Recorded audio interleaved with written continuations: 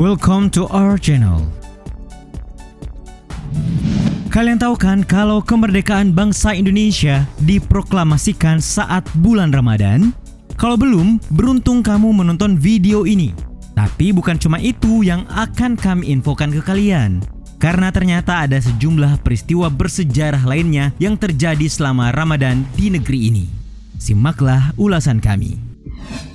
Tapi sebelum lanjut, kami ingatkan kembali untuk subscribe channel ini dan aktifkan lonceng notifikasi kamu untuk mendapatkan video edukatif dari Data Fakta.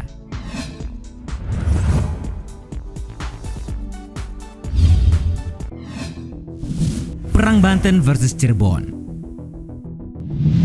Kalian tahu kan kerajaan Islam pertama di negeri ini apa? Ya benar, Kerajaan Samudra Pasai. Setelah kerajaan ini, menyusullah Kerajaan Banten, Demak, dan Mataram. Meski sama-sama kerajaan Islam, tidak berarti antar kerajaan damai-damai saja ya. Seperti yang terjadi pada kerajaan Banten dan Mataram. Kedua kerajaan itu bermusuhan, bahkan sampai-sampai kerajaan Cirebon yang merupakan kaki tangan Mataram ikut dalam permusuhan. Nah, wujud permusuhan dua kerajaan Islam ini terlihat pada peperangan yang berlangsung antara Cirebon dan Banten. Dua utusan dari Cirebon, Jiwasraya dan Nalawangsa datang ke Banten, namun Sultan Banten menolak untuk tunduk dan tidak ingin mengakui kekuasaan Mataram. Kerajaan Mataram terus mengirim juru runding, tapi tetap saja bujukan untuk mengakui Mataram tetap ditolak Banten. Maka murkalah Patih Mataram, Tumenggung Singaranu.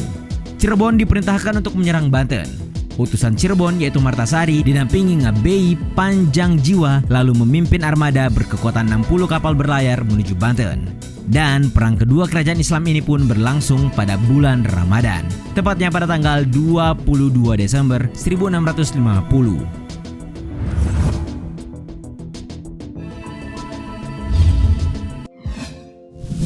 Kemenangan Fathahillah atas Sunda Kelapa. Nah, yang masih ingat pelajaran masa sekolahnya mungkin masih hafal dengan nama Fathahillah dan Sunda Kelapa. Raden Fathahillah ini adalah pemimpin perlawanan rakyat Betawi atas pemerintahan kolonial Belanda. Ada yang menyebut kalau Raden Fathahillah dilahirkan di Pasai pada 1471 Masehi. Ia lahir dengan nama Maulana Fadillah. Gelar Maulana diperoleh karena ia masih keturunan Nabi Muhammad atau dari golongan Sayyid atau Syarif atau Habib. Nah, ternyata Raden Fathahillah dan pasukannya mendulang suksesnya dalam bulan Ramadan. Saat itu pada tanggal 22 Juni 1527, Fathahillah berhasil merebut pelabuhan perdagangan Sunda Kelapa dari tangan Portugis. Nah, sekadar mengingatkan kalau Sunda Kelapa, Batavia, dan Jayakarta merupakan nama-nama yang pernah melekat pada kota yang kini jadi ibu kota republik ini.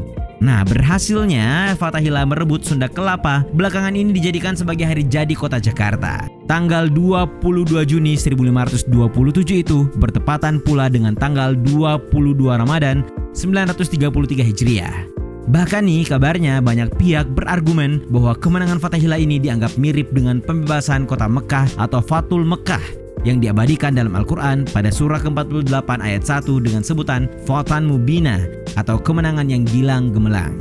Kata-kata ini dalam bahasa Sanskerta disebut Jayakarta. Oleh karena itu, sejak saat itu Sunda Kelapa diganti namanya oleh Fathahillah menjadi Jayakarta atau Jakarta.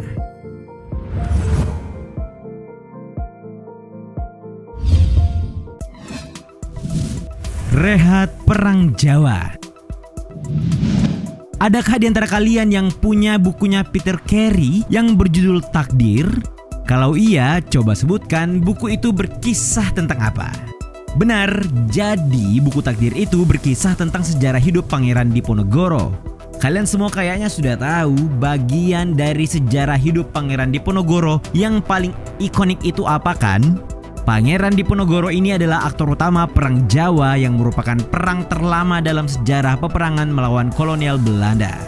Perang ini berlangsung pada tahun 1825 sampai 1830. Tapi menariknya, ternyata dalam perang 5 tahun itu, Pangeran Diponegoro dan pasukannya menerapkan tidak ada pertempuran dan perundingan selama bulan Ramadan. Pada tanggal 21 Februari 1830 yang ternyata 4 hari menjelang Ramadan tiba, Pangeran Diponegoro tiba di Menoreh. Di pegunungan perbatasan Bagelen dan Kedu itu, ia bertemu dengan Jean Baptiste Clarence, Ya, mereka bertemu untuk bersepakat meliburkan perang selama Ramadan. Namun kolonial Belanda tetap melancarkan serangan-serangan berupa rayuan agar Diponegoro dan pasukannya menyerah. Diponegoro menolak. Hingga pada tanggal 25 Maret 1830, 2 hari sebelum bulan puasa berakhir, Belanda menyiapkan diri untuk meringkus Diponegoro. Dan alhasil Diponegoro ditangkap pada hari kedua Lebaran pada tanggal 28 Maret 1830.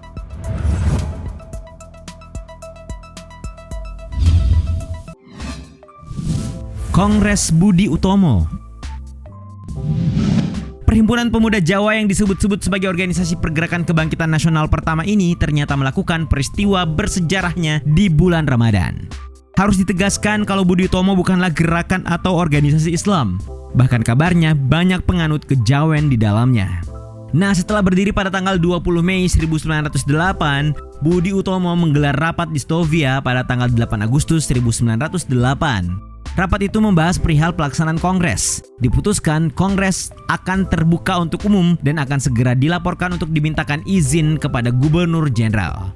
Kabarnya Juli jumlah anggotanya sekitar 650 orang meningkat menjadi 1.200 orang pada September. Setelah menyiapkan segala sesuatunya termasuk soal dana, akhirnya kongres pertama Budi Utomo dihelat. Kongres itu pelaksanaannya bertepatan dengan bulan puasa, yakni pada tanggal 3-5 Oktober 1908. Kongres dihadiri sekitar 300 orang yang memenuhi gedung Quick School atau sekolah pendidikan guru.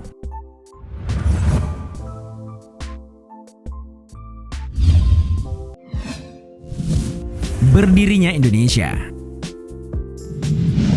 Bulan Agustus 1945 ternyata bertepatan dengan bulan Ramadan. Dan kalian tahu kan kalau sepanjang Agustus 1945 sejumlah peristiwa bersejarah bangsa ini terjadi. Setidaknya penculikan Bung Karno ke Rengas Dengklok, penyusunan teks proklamasi, hingga persiapan berdirinya bangsa ini. Mari kita runut satu persatu peristiwa bersejarah itu. Ternyata Jepang meninggalkan Indonesia merupakan anugerah Ramadan yang paling indah. Setelah itu, para pemuda yang sudah tidak sabar dengan proklamasi kemerdekaan tanah air tercintanya menculik Bung Karno dan membawanya ke Rengas Dengklok untuk segera membacakan proklamasi kemerdekaan. Dan saat itu bertepatan dengan 9 Ramadan atau 16 Agustus 1945. Nah, kita semua tahu kan kalau keesokan harinya adalah proklamasi kemerdekaan bangsa ini hari Jumat tanggal 17 Agustus 1945 bertepatan dengan 10 Ramadan. Bukan 17 Ramadan seperti banyak yang diberitakan. Demikian pula dengan pengangkatan Bung Karno sebagai presiden dan Hatta sebagai wakil presiden dan persiapan kelengkapan negara lainnya. Jadi bisa dibilang kalau kado Ramadan terindah bagi negeri ini adalah proklamasi kemerdekaan Indonesia.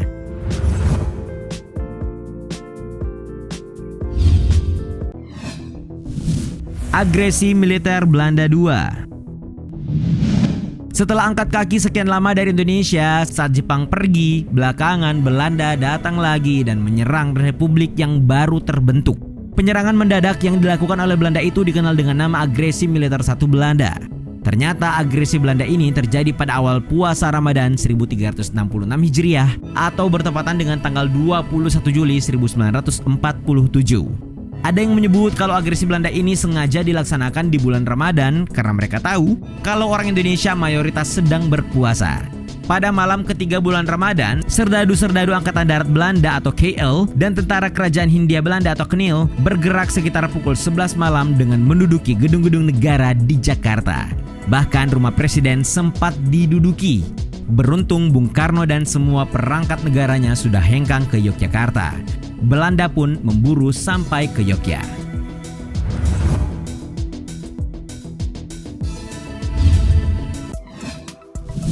Penumpasan PRRI.